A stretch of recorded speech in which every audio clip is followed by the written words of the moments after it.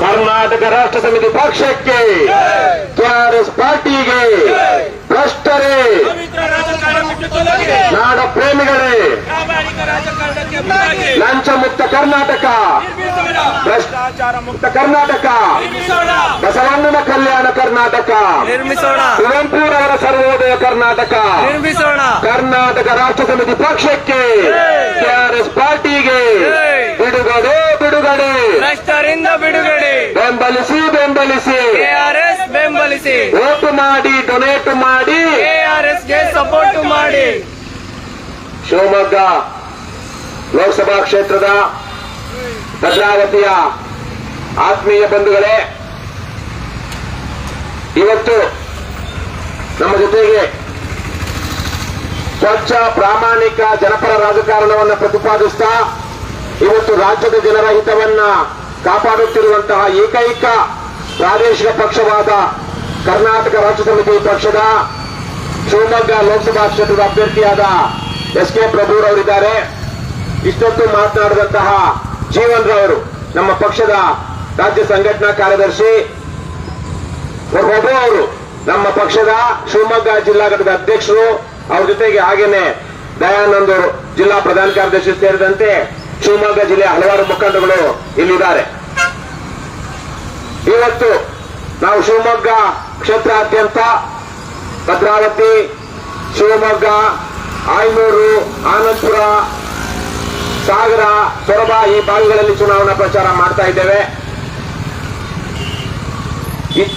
ನಿನ್ನೆ ನಡೆದಂತಹ ಚುನಾವಣೆಯಲ್ಲಿ ರಾಜ್ಯದ 14 ಕ್ಷೇತ್ರಗಳಲ್ಲಿ ಈಗಾಗಲೇ ಜನ ಮತ ಚಲಾಯಿಸಿದ್ದಾರೆ. ನಾನು ಆ ರಾಜ್ಯದ 14 ಕ್ಷೇತ್ರಗಳಲ್ಲಿ ಚುನಾವಣಾ ಪ್ರಚಾರವನ್ನು ಮುಗಿಸಿಕೊಂಡು ಇವತ್ತು 2ನೇ ಹಂತದ ಚುನಾವಣಾ ಪ್ರಚಾರಕ್ಕೆ ಶಿವಮೊಗ್ಗದಿಂದ ಆರಂಭಿಸೋದಕ್ಕೆ ಇಲ್ಲಿ ಬಂದಿದ್ದೇನೆ. ನಿಮ್ಗೆಲ್ಲ ಗೊತ್ತಿದೆ ಈ ಸಲದ ಚುನಾವಣೆ ಎಷ್ಟು ಮುಖ್ಯವಾದದ್ದು. ಪ್ರತಿ ಚುನಾವಣೆನೂ ಮುಖ್ಯನೇ. ಈ ಸಲದ ಚುನಾವಣೆ ಅಂತೂ ರಾಜ್ಯದ ಅನೇಕ ಕ್ಷೇತ್ರಗಳಲ್ಲಿ ಬಹಳ ಗಂಭೀರವಾದದ್ದು. ನಿಮ್ಮದೇ ಶಿವಮೊಗ್ಗ ಜಿಲ್ಲೆ, ಶಿವಮೊಗ್ಗ ಕ್ಷೇತ್ರದ ಬಗ್ಗೆ ಹೇಳೋದಾದ್ರೆ, ನಮ್ಮ ರಾಜ್ಯದ ಕಡು ಭ್ರಷ್ಟ ಮುಖ್ಯಮಂತ್ರಿಗಳಾಗಿದ್ದಂತಹ ಒಬ್ಬರಂತೂ ಜೈಲ್ಗೆ ಹೋಗ್ಬೇಕಾಗಿತ್ತು, ಸ್ವಲ್ಪದಲ್ಲಿ ತಪ್ಪಿಸ್ಕೊಂಡ್ರು. ಇನ್ನೊಬ್ರು ಜೈಲ್ಗೂ ಹೋಗಿ ಬಂದಂತವ್ರು, ಅವರ ಇಬ್ಬರ ಮಕ್ಕಳು ಇಲ್ಲಿ ಚುನಾವಣೆಗೆ ನಿಂತಿದ್ದಾರೆ. ನ್ಯಾಯ, ನೀತಿ, ಧರ್ಮ ಅನ್ನುವಂತಹದ್ದು ನಮ್ಮ ಜೀವನದಲ್ಲಿ, ರಾಜಕಾರಣದಲ್ಲಿ ಕಾಣಿಸ್ತಾ ಇರುವಂತಹ ಸಂದರ್ಭದಲ್ಲಿ ನ್ಯಾಯ, ನೀತಿ, ಧರ್ಮವನ್ನ ಎತ್ತಿಡಬೇಕು. ಇಲ್ಲಿ ಬಡವರು, ಕೆಳಮಧ್ಯಮ ವರ್ಗದವರು, ಮಧ್ಯಮ ವರ್ಗದವರು ಸಹ ನಮ್ಮ ರಾಜ್ಯದಲ್ಲಿ ಶಾಂತಿ, ನೆಮ್ಮದಿ, ಘನತೆಯಿಂದ ಬದುಕಬೇಕು. ಬಡವರ ಮಕ್ಕಳಿಗೂ ಒಳ್ಳೆಯ ಶಿಕ್ಷಣ ಸಿಗಬೇಕು, ಒಳ್ಳೆಯ ಆರೋಗ್ಯ ವ್ಯವಸ್ಥೆ ಸಿಗಬೇಕು. ನಮ್ಮ ರಾಜ್ಯ ಸುಭಿಕ್ಷವಾದದ್ದು. ಇಲ್ಲೇನಾದ್ರೂ ಬಡತನ ಇದ್ರೆ ಅದಕ್ಕೆ ಕಾರಣ ಕಡು ಭ್ರಷ್ಟ ನೀಚ ರಾಜಕಾರಣಿಗಳು ಮತ್ತು ಭ್ರಷ್ಟ ಅಧಿಕಾರಿಗಳು ಮಾತ್ರವೇ ಹೊರತು ಇಲ್ಲಿ ಸಂಪತ್ತು ಇಲ್ಲ ಅಂತಿಲ್ಲ. ಇದನ್ನೆಲ್ಲವನ್ನು ನಿಮಗೆ ತಿಳಿಸಬೇಕು ಅನ್ನುವಂತ ಕಾರಣಕ್ಕಾಗಿ ಇವತ್ತು ನಮ್ಮ ರಾಜ್ಯದಲ್ಲಿ ಕರ್ನಾಟಕ ರಾಷ್ಟ್ರ ಸಮಿತಿ ಪಕ್ಷ ರಾಜ್ಯದ 28 ಲೋಕಸಭಾ ಕ್ಷೇತ್ರಗಳಲ್ಲಿ ಅಭ್ಯರ್ಥಿಗಳನ್ನ ಹಾಕಿ ಚುನಾವಣಾ ಕಣಕ್ಕಿಳಿದಿದೆ. ಈಗಾಗಲೇ ನಾನು ಹೇಳಿದ ಹಾಗೆ ಇಲ್ಲಿ ಬಂಗಾರಪ್ಪನವರ ಮಗಳು, ಅವರು ಹಿಂದೆ ಸರಿಯಾಗಿ 10 ವರ್ಷದ ಹಿಂದೆ ಯಾವ ಪಕ್ಷದ ನಿಂತಿದ್ರು? ಜೆಡಿಎಸ್ ಇಂದ. ಇವತ್ತು ಯಾವ ಪಕ್ಷದ ನಿಂತಿದ್ದಾರೆ? ಕಾಂಗ್ರೆಸ್. ಈ ಹಿಂದೆ 2013ರಲ್ಲಿ ಯಡಿಯೂರಪ್ಪ ಯಾವ ಪಕ್ಷದಲ್ಲಿದ್ರು? ಕೆಜೆಪಿ. ಇವತ್ತು ಯಾವ ಪಕ್ಷದಲ್ಲಿದ್ದಾರೆ? ಬಿಜೆಪಿ. ಅದಕ್ಕಿಂತ ಯಾವ ಪಕ್ಷದಲ್ಲಿದ್ರು? ಬಿಜೆಪಿ. ಇವತ್ತು ಅವರ ಮಗನು ಜೈಲಿಗೆ ಹೋಗಿ ಬಂದಂತ ಯಡಿಯೂರಪ್ಪನವರ ಮಗನು, ಅವರ ಕುಟುಂಬ ರಾಜಕಾರಣ 3 ಜನ ಅವರ ಕುಟುಂಬದಲ್ಲಿ ಈಗ ಸಕ್ರಿಯವಾಗಿರುವಂತಹದ್ದು. ಯಡಿಯೂರಪ್ಪನ ಇಬ್ಬರು ಮಕ್ಕಳು, ಒಬ್ಬ MLA, ಒಬ್ಬ MP. ಮತ್ತು ಬಂಗಾರಪ್ಪನವರ ಕುಟುಂಬದಲ್ಲಿ ಇವತ್ತು ಬಂಗಾರಪ್ಪನವರ ಮಗಳು ಚುನಾವಣೆಗೆ ನಿಂತಿದ್ರೆ ಅವರ ಮಗ ಈಗಾಗಲೇ ಸೊರಬದ MLA ಮತ್ತು ರಾಜ್ಯದಲ್ಲಿ ಮಂತ್ರಿ. ಅವರಿಬ್ಬರಲ್ಲಿ ಯಾರೇ ಗೆದ್ರು ವಂಶ ಪಾರಂಪರ್ಯ ರಾಜಕಾರಣದ ಕಪಿಮುಷ್ಟಿಯಿಂದ ಶಿವಮೊಗ್ಗಕ್ಕೆ ಬಿಡುಗಡೆ ಇಲ್ಲ. ಇದಕ್ಕಿಂತ ಅವಮಾನ ಶಿವಮೊಗ್ಗದ ಜನಕ್ಕೆ ಇನ್ನೊಂದಿಲ್ಲ. ಕಡಿದಾಳ ಮಂಜಪ್ಪನವರು, ತೀರ್ಥಹಳ್ಳಿ ಅವರು ರಾಜ್ಯದ ಮುಖ್ಯಮಂತ್ರಿ ಆಗಿದ್ದವರು. ಸತ್ಯಕ್ಕೆ, ನ್ಯಾಯಕ್ಕೆ, ಸರಳತೆಗೆ, ಪ್ರಾಮಾಣಿಕತೆಗೆ ಒಂದು ಆದರ್ಶ ರೂಪವಾಗಿದ್ದಂತಹ ಕಡಿದಾಳ ಮಂಜಪ್ಪನವರು ಇದೇ ಜಿಲ್ಲೆಯವರು. ಯಾವ ಜಿಲ್ಲೆಯವರು? ಶಿವಮೊಗ್ಗ ಜಿಲ್ಲೆ, ತೀರ್ಥಹಳ್ಳಿ ತಾಲೂಕು. ಜನಸಾಮಾನ್ಯರು ಸಹ ಪ್ರಜಾಪ್ರಭುತ್ವದಲ್ಲಿ ರಾಜಕಾರಣಿಗಳಾಗಬಹುದು, ಉತ್ತಮ ರಾಜಕಾರಣಿಗಳಾಗಬಹುದು ಅಂತ ರಾಜ್ಯದ ಜನರಿಗೆ ತೋರಿಸಿದಂತಹ ಮಹಾನುಭಾವ. ಜನಸಾಮಾನ್ಯರೇ, ಜನರೇ, ಬಡವರೇ, ರೈತರೇ ಒಂದು ಓಟು ಒಂದು ನೋಟು ಕೊಟ್ಟು ಗೆಲ್ಲಿಸಿಕೊಂಡಂತಹ ವ್ಯಕ್ತಿ ಶಾಂತವೇರಿ ಗೋಪಾಲ್ ಗೌಡರು. ಯಾವ ಜಿಲ್ಲೆಯವರು?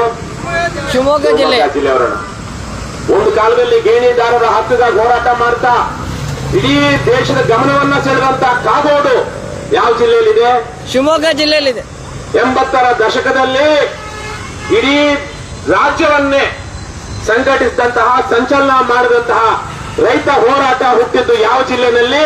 ಶಿವಮೊಗ್ಗ ಜಿಲ್ಲೆ. ನಮ್ಮ ಕನ್ನಡ ನಾಡಿನ ಕುಲ ನಾಯಕರಲ್ಲಿ ಒಬ್ಬರಾದಂತಹ ಕುವೆಂಪು ಯಾವ ಜಿಲ್ಲೆಯವರು? ಶಿವಮೊಗ್ಗ ಜಿಲ್ಲೆಯವರು. ಅಕ್ಕ ಮಹಾದೇವಿ ಅಲ್ಲಮ್ಮ ಪ್ರಭು ಯಾವ ಜಿಲ್ಲೆಯವರು? ಶಿವಮೊಗ್ಗ ಜಿಲ್ಲೆಯವರು. ಇಲ್ಲೇ ನೋಡ, ಇಂಥ ಜಿಲ್ಲೆನಲ್ಲಿ ಇವತ್ತು ಕಡು ಭ್ರಷ್ಟ ಮುಖ್ಯಮಂತ್ರಿಗಳಾಗಿ ಜೈಲಿಗೆ ಹೋಗಿ ಬಂದಂತ ವ್ಯಕ್ತಿಗಳ ಮಕ್ಕಳನ್ನ ಹಣಕ್ಕೋ ಜಾತಿಗೋ ಬೆಂಬಲಿಸಿದ್ರೆ ಶಿವಮೊಗ್ಗ ಜಿಲ್ಲೆಗೆ ಅದಕ್ಕಿಂತ ಹೆಚ್ಚಿನ ಅವಮಾನ ಇನ್ನೊಂದು ಇದೆಯಾ? ಇಲ್ಲ. ದಯವಿಟ್ಟು ಯೋಚನೆ ಮಾಡಿ. ಇವತ್ತು KRS ಪಕ್ಷ ಏನ್ ಕೆಲಸ ಮಾಡ್ತಾ ಇದೆ, ಯಾಕೆ ಆ ಚುನಾವಣೆಗೆ ನಿಂತಿದೆ ಅನ್ನೋದನ್ನ ನಾವು ನಿಮಗೆ ನೆನಪಿಸಿದ್ರೆ ನಿಮ್ಮ ನೆನಪಿಗೆ ಮಾಡುವ ಅವಮಾನ. ಯಾಕೆಂದ್ರೆ ಇವತ್ತು KRS ಪಕ್ಷ ರಾಜ್ಯಾದ್ಯಂತ ಏನ್ ಮಾಡಿದೆ ಅನ್ನುವಂತಹದ್ದು ನೀವೆಲ್ಲ ಫೇಸ್ಬುಕ್ ಅಲ್ಲಿ ನೋಡಿದ್ರಲ್ಲ, ಫೇಸ್ಬುಕ್ ಅಲ್ಲಿ ನೋಡಿದ್ದೀರಾ. ಟಿವಿಲಿ ಬಂದಿಲ್ಲ, ಪೇಪರ್ ಅಲ್ಲಿ ಬಂದಿದ್ದಿಲ್ಲ, ಆದ್ರೆ ಫೇಸ್ಬುಕ್ ಅಲ್ಲಿ ಬಂದಿದೆ. ಜನನೇ ನೋಡಿ ದೇಣಿಗೆ ಕೊಟ್ಟು ಮೆಂಬರ್ಶಿಪ್ ತಗೊಂಡು ಓಟ್ ಹಾಕಿ ರಾಜ್ಯಾದ್ಯಂತ ಬೆಂಬಲಿಸ್ತಾ ಇದ್ದಾರೆ. ಇವತ್ತು ರಾಜ್ಯದ ವಿದ್ಯಾವಂತರ ಪ್ರಜ್ಞಾವಂತರ ಏಕೈಕ ಸಹಜ ಮತ್ತು ಸ್ವಾಭಾವಿಕ ಆಯ್ಕೆ ಅಂದ್ರೆ ಯಾವ ಪಕ್ಷ? KRS ಪಕ್ಷ. KRS ಪಕ್ಷ. ಇವತ್ತು ರಾಜ್ಯದ ಏಕೈಕ ಪ್ರಾದೇಶಿಕ ಪಕ್ಷ ಅಂದ್ರೆ ಯಾವ ಪಕ್ಷ? KRS ಪಕ್ಷ. ಇನ್ನು ಜನತಾದಳ ಮುಗೀತು, ಜನತಾದಳದ ಪಾಪದ ಕೂಡ ತುಂಬಿತು. ಈಗ ಅದು ಜನತಾದಳ ಎಷ್ಟು ಬಿಜೆಪಿಯಲ್ಲಿ ಅಂತರ್ಗತವಾಗ್ಬಿಟ್ಟಿದೆ. ಬಿಜೆಪಿಯ ಪಾಪದ ಕೊಡವು ತುಂಬುವ ಹಂತದಲ್ಲಿದೆ. ಕಾಂಗ್ರೆಸ್ ತುಂಬಿ ಹೋಗಿ ತುಳುಕಿದ ಕಾರಣಕ್ಕಾಗಿನೇ ಕಾಂಗ್ರೆಸ್ ಕಳೆದ 10 ವರ್ಷಗಳಿಂದ ಒಂದು ರೀತಿಯಲ್ಲಿ ದೇಶಭ್ರಷ್ಟ ಪಕ್ಷವಾಗಿದೆ. ಬಿಜೆಪಿದು ಅಷ್ಟೇ ನಾ ಕಾವುಂಗ ನಾ ಕಾನೆ ದೂಂಗ ಅಂತ ಹೇಳಿದಂತಹ ನರೇಂದ್ರ ಮೋದಿ ಅವರನ್ನ ನಂಬಿಕೊಂಡು ಜನ ಬಿಜೆಪಿ ವೋಟ್ ಹಾಕಿದ್ರೆ ಬಿಜೆಪಿಯವರು ರಾಜ್ಯ ಜನತೆಗೆ ಏನ್ ಕೊಟ್ರು? ಚೊಂಬು. ಯಾರು ಹೇಳ್ತಿರೋದು? ಸಿದ್ದರಾಮಯ್ಯ. ಕಾಂಗ್ರೆಸ್ ಏನ್ ಕೊಡ್ತು ಅಂತ ಬಿಜೆಪಿ ಹೇಳ್ತಾ ಇದ್ದಾರೆ? ಚಿಪ್ಪು. ಅವರಿಬ್ರು ಹೇಳ್ತಿರೋದು ಆ ವಿಚಾರದಲ್ಲಿ ಸತ್ಯ ಇದೆ. ಚೆಂಬು ಚಿಪ್ಪು ಜನಕ್ಕೆ ಸಿಗ್ತಾ ಇರೋದು ಚೆಂಬು ಮತ್ತು ಚಿಪ್ಪು ಎರಡೇನೆ. ಒಂದು ಕಾಂಗ್ರೆಸ್ ಅವರು ಚಿಪ್ ಕೊಟ್ರೆ ತೆಂಗಿನಕಾಯಿ ಕಿತ್ತೋಗಿರೋ ಚಿಪ್ ಕೊಟ್ರೆ ಬಿಜೆಪಿ ಅವರು ತುಕ್ಕಿಡ್ದಿರೋ ಮುಕ್ಕಾಗಿರೋ ಚೆಂಬು ಕೊಡ್ತಾ ಇದ್ದಾರೆ.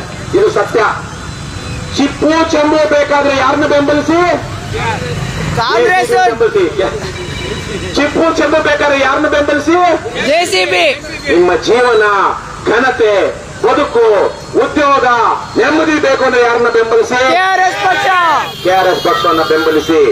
ನಾವು ಭ್ರಷ್ಟ ದುಷ್ಟ ನೀಚ ರಾಜಕಾರಣ ಮಾಡೋದಿಲ್ಲ, ಹಣ ಹಂಚೋದಿಲ್ಲ, ಆಮಿಷ ಒಡ್ಡೋದಿಲ್ಲ, ಅವೆಲ್ಲ ಗೊತ್ತಿಲ್ಲ ಅಥವಾ ಇಲ್ಲ ಅಂತಲ್ಲ. ಅದು ತಪ್ಪು, ಅನೈತಿಕ, ಅಧರ್ಮ ಅನ್ನೋ ಕಾರಣಕ್ಕಾಗಿ ನಾವು ಮಾಡೋದಿಲ್ಲ.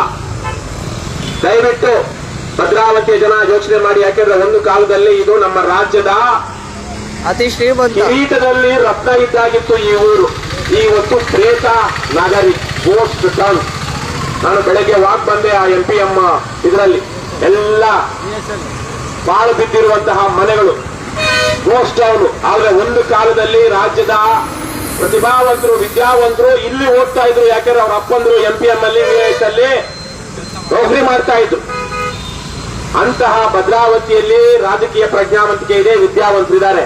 ಈ ಸಲಕ್ಕೆ ನೀವೇನಾದ್ರೂ ಕಾಂಗ್ರೆಸ್ ಮತ್ತು ಬಿಜೆಪಿಗೆ ವೋಟ್ ಹಾಕಿದ್ರೆ ಅದು ನೀವೇ ಮಾಡಿಕೊಳ್ಳುವಂತ ತಪ್ಪುಗಳು, ಸ್ವಯಂಕೃತ ಅಪರಾಧ ಮತ್ತು ಪಾಪ. ನಿಮ್ಮ ಓಟಿನಿಂದ ಗೆಲ್ಲುವಂತಹ ಯಾವನೇ ಜನಪ್ರತಿನಿಧಿ MLA MP ಅವನು ಮಾಡುವ ಹಲ್ಕಾ ಕೆಲಸದಲ್ಲಿ, ಪಾಪದ ಕೆಲಸದಲ್ಲಿ, ಅತ್ಯಾಚಾರದಲ್ಲಿ, ದುರಾಚಾರದಲ್ಲಿ ಅವನಿಗೆ ವೋಟ್ ಹಾಕಿದಂತಹ ಬಲ ತುಂಬಿದಂತಹ ಜನರಿಗೂ ಪಾಲಿರುತ್ತೆ. ಜ್ಞಾಪಕ ಇಟ್ಕೊಳ್ಳಿ. Raghavendra number 1 ನಾಲಾಯಕ್ MP. ಇಲ್ಲಿರುವಂತಹ VIS ಎಲ್ಲ MPM ನ ಉಳಿಸ್ಕೊಳ್ಳೋದಕ್ಕೆ ಯೋಗ್ಯತೆ ಇರುವಂತಹ ಅವರ ಕುಟುಂಬದವರೇ ಹಲವು ವರ್ಷ ರಾಜಕಾರಣ ಮುಖ್ಯಮಂತ್ರಿ ಆಗಿದ್ರು. ಏನು ಕಿಸಿಲಾರದಂತಹ ನಂಬರ್ 1 ನಾಲಾಯಕ್ MP ಯಾರು? ರಾಘವೇಂದ್ರ. ಇನ್ನು ಗೀತಾ ಬಂಗಾರಪ್ಪ ಅವರಿಗೆ ರಾಜಕೀಯ ಗೊತ್ತಿಲ್ಲ, ಅಧಿಕಾರ ಬೇಕು.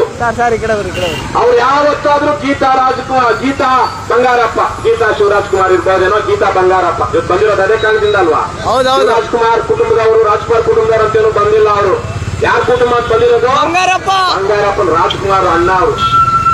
ಅವ್ರನ್ನ ನಾವು ಎಲ್ಲಾ ಹೊತ್ತಲ್ಲೂ ನೆನೆಸ್ಕೊಳ್ಬೇಕು. ಮೊನ್ನೆ ತಾನೇ ನೆನೆಸ್ಕೊಂಡ್ವಿ, ಆಡಿದ್ವಿ, ಕುಡಿದ್ವಿ. ಹುಟ್ಟುಹಬ್ಬದ ಅಣ್ಣ ಅವ್ರ ಹುಟ್ಟುಹಬ್ಬದ ದಿವಸ. ಹಾಗಾಗಿ ಗೀತಾ ಬಂಗಾರಪ್ಪ ಏನಿದ್ದಾರೆ, ಅವರು ಯಾವುದೇ ಹೋರಾಟದಲ್ಲಿರಲಿಲ್ಲ, ಯಾವುದೇ ವಿಚಾರವಾಗಿ ಅವರ ಸ್ಪಷ್ಟತೆ ಇಲ್ಲ, ಚಿಂತನೆ ಇಲ್ಲ. ಕಡು ಭ್ರಷ್ಟ ಮುಖ್ಯಮಂತ್ರಿ 1992ರಲ್ಲಿ ನಮ್ಮ ರಾಜ್ಯ ಅಲ್ಲಿ ತನಕ ನಭೂತೋ ಅಂದರೆ ಅಲ್ಲಿ ತನಕ ಇಲ್ಲದಂತಹ ಕಡು ಭ್ರಷ್ಟ ಆಡಳಿತ ಬಂಗಾರಪ್ಪನವರು. ಇಲ್ಲಿರುವಂತಹ ಯುವಕರು ಗೊತ್ತಿಲ್ಲ, ಬಂಗಾರಪ್ಪನವರ ಕಾಲದಲ್ಲಿ ಬಂಗಾರಪ್ಪನಂತಹ ಕೆಟ್ಟ ಮುಖ್ಯಮಂತ್ರಿಯನ್ನು ನಮ್ಮ ರಾಜ್ಯ ನೋಡಿರಲಿಲ್ಲ. ಮತ್ತೆ ಬಂಗಾರಪ್ಪನನ್ನ ಮೀರಿಸಿದ್ದು ಇದೇ ಶಿವಮೊಗ್ಗ ಜಿಲ್ಲೆಯ ಯಡಿಯೂರಪ್ಪ. ಹೌದೌದು. ಬಂಗಾರಪ್ಪನನ್ನ ಮೀರಿಸಿದಂತಹ ಇನ್ನೊಬ್ಬ ಭ್ರಷ್ಟ ಯಡಿಯೂರಪ್ಪ. ಅಂತಹ ಕಡು ಭ್ರಷ್ಟರ ಮಕ್ಕಳಿಗೆ ನೋ ರಿಡಂಪ್ಷನ್, ಮೋಕ್ಷ ಇಲ್ಲ ಜನರಿಗೆ. ದಯವಿಟ್ಟು ಇಷ್ಟನ್ನು ಅರ್ಥ ಮಾಡ್ಕೊಳ್ಳಿ. ಇವತ್ತು ಅಂಧಕಾರದಲ್ಲಿರುವಂತಹ ನೀತಿ, ನ್ಯಾಯ, ಧರ್ಮ ಇಲ್ಲದಂತಹ ಸಮಾಜದಲ್ಲಿ ಆ ನ್ಯಾಯ, ನೀತಿ, ಧರ್ಮವನ್ನು ಎತ್ತಿಡಬೇಕು ಅಂತೇಳಿ ಟಾರ್ಚ್ ಹಿಡ್ಕೊಂಡು ಇವತ್ತು ಕರ್ನಾಟಕ ರಾಷ್ಟ್ರ ಸಮಿತಿ ಪಕ್ಷ ಬಂದಿದೆ. ಎಸ್.ಕೆ. ಪ್ರಭು ನಮ್ಮ ಪಕ್ಷದ ಶಿವಮೊಗ್ಗ ಜಿಲ್ಲಾಧ್ಯಕ್ಷರು ಸಾಕಷ್ಟು ಹೋರಾಟಗಳನ್ನ ಮಾಡ್ತಾ ಬಂದಿರುವಂತಹವರು. ಹಿಂದೆ ಯಾವುದೋ ನ್ಯಾಯ, ನೀತಿ, ಧರ್ಮ ಇದೆ ಅಂತ ಒಂದು ಪಕ್ಷದಲ್ಲೂ ಕೆಲಸ ಮಾಡಿದಂತವರು. ಆದ್ರೆ ಅದು ಅಧರ್ಮಿಗಳ ಪಕ್ಷ ಅಂತ ಗೊತ್ತಾದ್ಮೇಲೆ ಅದನ್ನ ಬಿಟ್ಟು ಇವತ್ತು ಭ್ರಷ್ಟಾಚಾರದ ವಿರುದ್ಧ ಹೋರಾಟ ಮಾಡ್ತಾ, ಆರ್ಟಿಐ ಆಗ್ತಾ, ಸಾಕಷ್ಟು ಹಗರಣಗಳನ್ನು ನಿಲ್ಲಿಸ್ತಾ, ಪ್ರಶ್ನಿಸ್ತಾ ಇವತ್ತು ಕೆಆರ್ಎಸ್ ಪಕ್ಷಕ್ಕೆ ನಾಯಕತ್ವ ಕೊಡ್ತಾ ನಮ್ಮ ಪಕ್ಷದ ಅಭ್ಯರ್ಥಿ ಆಗಿದ್ದಾರೆ. ಇದೇ ಶಿವಮೊಗ್ಗ ವಾಸಿ. ಇವತ್ತು ನೀವು ನಿಮ್ಮ ಮುಂದೆ ಬಹಳ ಸ್ಪಷ್ಟವಾದ ಆಯ್ಕೆ ಇದೆ. ನ್ಯಾಯವನ್ನ ಬೆಂಬಲಿಸಬೇಕು, ಅನ್ಯಾಯವನ್ನ ಬೆಂಬಲಿಸಬೇಕು, ಧರ್ಮವನ್ನ ಬೆಂಬಲಿಸಬೇಕು, ಅಧರ್ಮವನ್ನ ಬೆಂಬಲಿಸಬೇಕು. ನಿಮ್ಮ ಓಟು ಪರಮ ಪವಿತ್ರವಾದದ್ದು. ರಾಜಕಾರಣ ಹೇಗೆ ಪರಮ ಪವಿತ್ರವೋ, ನೀವು ಹಾಕುವಂತಹ ಓಟು ಪರಮ ಪವಿತ್ರವಾದದ್ದು. ಒಳ್ಳೇದು ಮಾಡಿದ್ರೆ ಒಳ್ಳೆಯವ್ರಿಗೆ ಓಟ್ ಹಾಕಿದ್ರೆ ನಿಮ್ಗೆ ಒಳ್ಳೇದಾಗುತ್ತೆ, ಕೆಟ್ಟವ್ರಿಗೆ ಓಟ್ ಹಾಕಿದ್ರೆ ನಿಮ್ಗೆ ಕೆಟ್ಟದ್ದಾಗುತ್ತೆ. ಇಷ್ಟೇ, ಇನ್ನೇನು ಅದರಲ್ಲಿ ಬೇರೆ ಏನು ಮಾತಾಡೋ ಅಗತ್ಯನೇ ಇಲ್ಲ. ನಿಮಗಾಗಿ, ನಿಮ್ಮ ಕುಟುಂಬಕ್ಕಾಗಿ, ನಿಮ್ಮ ಮಕ್ಕಳಿಗಾಗಿ, ನಿಮ್ಮ ಮೊಮ್ಮಕ್ಕಳಿಗಾಗಿ, ನಮ್ಮ ಸಮಾಜಕ್ಕಾಗಿ, ನಮ್ಮ ದೇಶಕ್ಕಾಗಿ, ನಮ್ಮ ನಾಡಿಗಾಗಿ ಇವತ್ತು ನೀವು ಒಳ್ಳೆಯದನ್ನ ಬೆಂಬಲಿಸಬೇಕಾಗಿದೆ. ಇವತ್ತು ಒಳ್ಳೆಯದನ್ನ ಮಾಡ್ತಾ, ಒಳ್ಳೆಯದನ್ನ ಹೇಳ್ತಾ, ಒಳ್ಳೆಯದನ್ನ ಬಯಸ್ತಾ ಮೌಲ್ಯಾಧಾರಿತ ರಾಜಕಾರಣ ಮಾಡ್ತಿರುವಂತಹ ರಾಜ್ಯದ ಏಕೈಕ ಪ್ರಾದೇಶಿಕ ಪಕ್ಷ ಯಾವುದು? ಕೆಆರ್ಎಸ್ ಪಕ್ಷ. ಬಂಧುಗಳೇ, ದಯವಿಟ್ಟು ಭದ್ರಾವತಿ ಜನ ದಯವಿಟ್ಟು ಇದನ್ನ ಅರ್ಥ ಮಾಡ್ಕೊಳ್ಳಿ, ಗಮನಿಸಿ. ಏನೋ ಎಲ್ಲರೂ ಓಟ್ ಹಾಕ್ತಾರೆ, ನಾವು ಓಟ್ ಹಾಕೋಣ ಅಂತ ಹೋಗ್ಬೇಡಿ. ವಿದ್ಯಾವಂತರಿದ್ದೀರಾ, ಪ್ರಜ್ಞಾವಂತರಿದ್ದೀರಾ, ಯೋಚನೆ ಮಾಡಿ ಓಟ್ ಹಾಕಿ. ಇಲ್ಲಿ ಎಸ್.ಕೆ. ಪ್ರಭು ಅವರಿಗಿಂತ ಇನ್ನೊಬ್ಬ ಯೋಗ್ಯ, ಅಪರಾಧಿ ಚಟುವಟಿಕೆಯಲ್ಲಿರೋನು, ವಂಶ ಪಾರಂಪರ್ಯ ರಾಜಕಾರಣಿ ಅಲ್ಲದಿರೋನು, ಒಳ್ಳೆ ಮನುಷ್ಯ ಅದನ್ನು ಅವ್ರಿಗೆ ಹಾಕಿ, ಒಳ್ಳೆಯವ್ರನ್ನ ಬೆಂಬಲಿಸ್ತಾ ಹೋಗಿ. ಆದ್ರೆ ಅಂತದಿಲ್ಲ ಸ್ಥಿತಿ. ಇರುವಂತ ಏಕೈಕ ಆಯ್ಕೆ ಇವತ್ತು ಕೆಆರ್ಎಸ್ ಪಕ್ಷ. ಹಾಗಾಗಿ ಎಸ್.ಕೆ. ಪ್ರಭು ಅವರ ಕ್ರಮ ಸಂಖ್ಯೆ 5, ಕ್ರಮ ಸಂಖ್ಯೆ 5, ಕ್ರಮ ಸಂಖ್ಯೆ 5, ಕ್ರಮ ಸಂಖ್ಯೆ 5.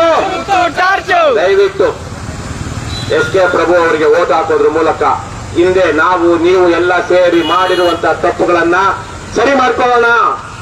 ಭ್ರಷ್ಟರಿಗೆ, ದುಷ್ಟರಿಗೆ, ಕದೀಮರಿಗೆ, ಲಿಕ್ಕರು, ಕುಕ್ಕರು, ನಿಕ್ಕರು ಹಂಚಿದವರಿಗೆ, ಜಾತಿವಾದಿಗಳಿಗೆ, ನಾಡ ದ್ರೋಹಿಗಳಿಗೆ, ದೇಶ ದ್ರೋಹಿಗಳಿಗೆ ಓಟ್ ಹಾಕಿ ನಾವು ಅನ್ಯಾಯ, ಧರ್ಮವನ್ನ ಬೆಳೆಸಿರುವಂತಹ ತಪ್ಪುಗಳನ್ನ ಸರಿ ಮಾಡ್ಕೊಳ್ಳೋಣ, ತಿದ್ದುಕೊಳ್ಳೋಣ.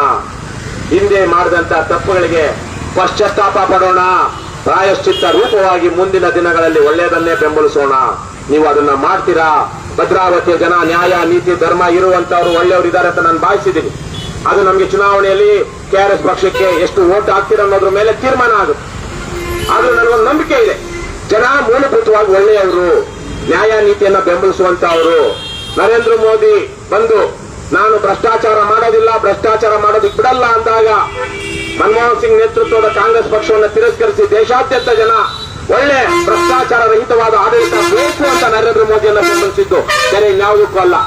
ನಾನು ಹಲ್ಕಾ ಕೆಲಸ ಮಾಡ್ತೀನಿ, ಭ್ರಷ್ಟಾಚಾರ ಮಾಡ್ತೀನಿ ಅಂದ್ರೆ ಯಾವ ರಾಜಕಾರಣಿಯನ್ನು ಯಾವನ್ನು ಬೆಂಬಲಿಸಲ್ಲ. ಕಡು ಭ್ರಷ್ಟ ಯಡಿಯೂರಪ್ಪ ಆಗಲಿ, ಕಡು ಭ್ರಷ್ಟ ಸಿದ್ದರಾಮಯ್ಯ ಆಗಲಿ, ಕಡು ಭ್ರಷ್ಟ ಡಿ.ಕೆ. ಶಿವಕುಮಾರ್ ಆಗಲಿ, ಕಡು ಭ್ರಷ್ಟ ಕುಮಾರಸ್ವಾಮಿ ಅಥವಾ ಅವನು ನೀಚ ಪ್ರಜ್ವಲ್ ಆಗಲಿ, ಯಾರೇ ಬಂದು ನಾನು ಒಳ್ಳೆ ಕೆಲಸ ಮಾಡ್ತೀನಿ ಅಂದ್ರೆ ಜನ ಓಟ್ ಹಾಕ್ತಾರೆ. ಇಲ್ಲ ಅಂದ್ರೆ ಈ ಹಾಲಪ್ಪನ ತಾರೀಕೆ ನನ್ನ ಫ್ರೆಂಡ್ ಮನೆಗೆ ಬಂದು ಅತ್ಯಾಚಾರ ಮಾಡ್ತೀನಿ ಅಂದ್ರೆ ಜನ ಓಟ್ ಹಾಕ್ತಾರ? ಫ್ರೆಂಡ್ಗಳ ಮನೆಗೆ ಹೋಗಿ ನಾನು ಅತ್ಯಾಚಾರ ಮಾಡ್ತೀನಿ ಅಂದ್ರೆ ಜನ ಓಟ್ ಹಾಕ್ತಾರ? ಹಾಕಲ್ಲ.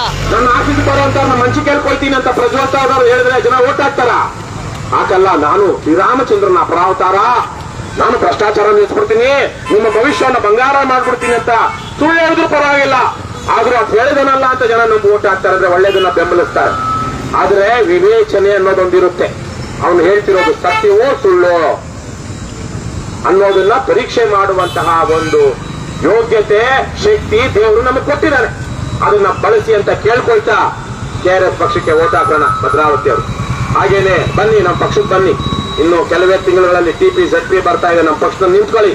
ಈ ಲೋಫರ್ಗಳು, ದುಷ್ಟರು, ಹಲ್ಕಾಗಳು ಏನೇನಿದ್ದಾರೆ, JCB ಪಕ್ಷದವರು, ಭ್ರಷ್ಟ ರಾಜಕಾರಣಿಗಳು, ಅವರ ಚೇಲಗಳು, ಗುಲಾಮರು, ಅವರ ಅಕ್ರಮ ಸಂಪತ್ತಿಗೆ, ಅವರ ಅಧರ್ಮಕ್ಕೆ ಸವಾಲ್ ಹಾಕಿ ಚುನಾವಣೆಗೆ ನಿಂತ್ಕೊಳ್ಳಿ.